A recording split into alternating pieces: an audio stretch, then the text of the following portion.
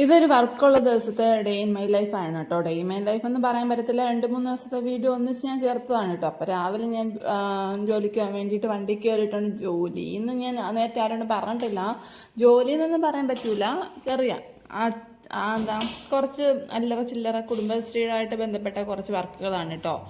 അപ്പോൾ അതിന് വേണ്ടിയിട്ട് ഇറങ്ങിയിട്ടുണ്ട്. ഇതിപ്പം വിഷുചന്തയാണ് കേട്ടോ. വിഷുചന്തയ്ക്ക് വേണ്ടിയിട്ട് ഇറങ്ങിയതാണ്.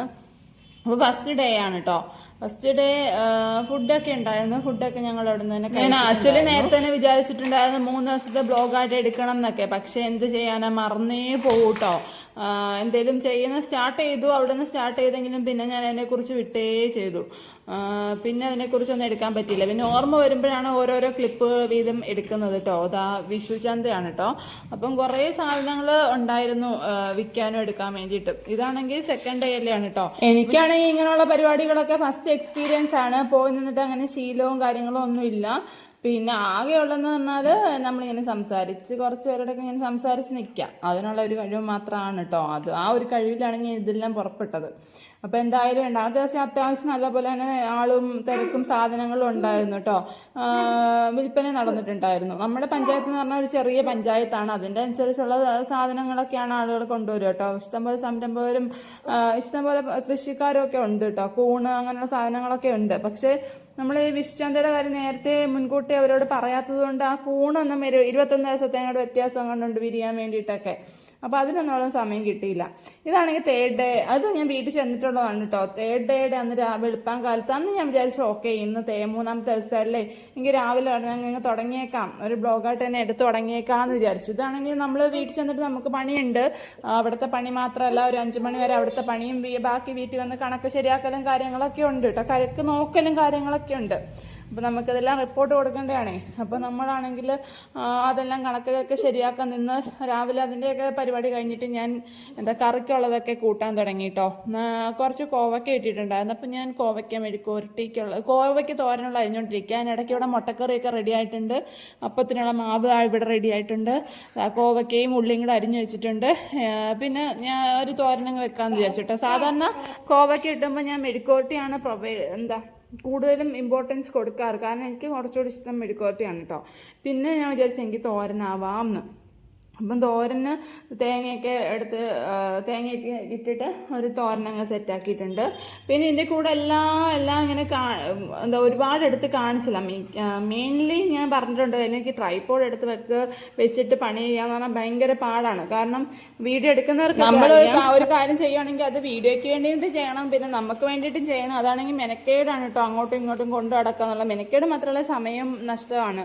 അപ്പോൾ രാവിലെ എനിക്കങ്ങനെ സമയമില്ലാത്തതുകൊണ്ട് ഞാൻ കൂടെ കൊണ്ട് നടക്കുകയാണ് കേട്ടോ ഫോണ്. അപ്പം നമ്മൾ ചീരയും മറ്റേതില്ലേ കമ്പിച്ചീര, വേലിച്ചീര, കമ്പിച്ചീര എന്നൊക്കെ പറയും ഇവിടെ. ആ ചീരയാണ് കേട്ടോ. അതും നമ്മുടെ തൊമരപ്പയർ പറയാം, പരിപ്പ്, അതുകൂടി ഇട്ടുള്ള ഒരു കറിയാണ് കേട്ടോ സെറ്റാക്കുന്നത്. ഇവിടെ എല്ലാവർക്കും ഇഷ്ടപ്പെട്ട കറിയാണിത്. അപ്പോൾ എനിക്കാണെങ്കിൽ ചോറ് കൊണ്ടുപോകണ്ട. അച്ഛനും മക്കൾക്കും ഏട്ടനിന്ന് അവധിയാണ് കേട്ടോ. ഇത് കുറേ ദിവസമായി വിഷുവിൻ്റെ 2-3 ദിവസം അവധി ഉണ്ടായിരുന്നല്ലോ. ആ ഒരു അവധിയുടെ സമയത്താണ്. അപ്പോൾ ഏട്ടനും പോകണ്ടായിരുന്നു. അപ്പോൾ അച്ഛനും മക്കളും വീട്ടിലിരിക്കുകയാണ്, അവർക്ക് കഴിക്കാമല്ലോ എന്ന് വിചാരിച്ച് ഞാൻ എല്ലാം സെറ്റാക്കിയിട്ടാണ് പോവുക. അപ്പോൾ ഇത് രണ്ടും കൂടി ഇട്ടിട്ട് കുക്കറിനകത്ത് 1-2 വിസിൽ അടുപ്പിക്കും. പിന്നെ നമ്മൾ കടുക് വറുത്തിടും, അത്രേ ഉള്ളൂ കേട്ടോ അതിൻ്റെ പ്രോസസ്സിങ് ഒക്കെ. അപ്പോൾ അതാ ഞാനിവിടെ അപ്പമൊക്കെ ചുട്ട് മാറ്റുന്നുണ്ട്. പിന്നെ ഇവരെ കൂടെ കഴിപ്പിച്ചിട്ട് വേണം എനിക്ക് പോകാൻ വേണ്ടിയിട്ട്. മക്കളെ അച്ഛനെയും ചിലപ്പോൾ ഏട്ടനങ്ങ് കഴിപ്പിക്കും. കുറച്ച് എനിക്കൊരു 9 മണി 10 മണിയായിട്ട് ചെന്നാൽ മതി. അപ്പോൾ ഇവരുടെ കഴിപ്പൊക്കെ കഴിഞ്ഞിട്ട് പതുക്കെ പോയാൽ മതി. അപ്പോൾ ഏട്ടൻ ഇന്ന് വീട്ടിലിരിക്കുന്ന ദിവസമായിട്ട് അങ്ങോട്ട് വിടുകയും ചെയ്യും. അതും വലിയ പ്രശ്നമില്ല. തിരിച്ചു വരുന്ന മാത്രമേ ഉള്ളൂ, ബസ്സിന് വന്നാൽ മതി. അങ്ങോട്ട് ഏട്ടൻ കൊണ്ടുവിടും കേട്ടോ. അങ്ങനെ എൻ്റെ വീട്ടിലെ പരിപാടീസൊക്കെ കഴിഞ്ഞ് ഞാൻ ഓടിയിട്ടുണ്ട് കേട്ടോ. അപ്പോൾ അതുപോലെ തന്നെ ഞാൻ വീണ്ടും വീഡിയോ എടുക്കാൻ മറന്നുപോയി ഗൈസ്. ഞാൻ അവിടെ ചെന്നിട്ടാണ് എടുക്കുന്നത്.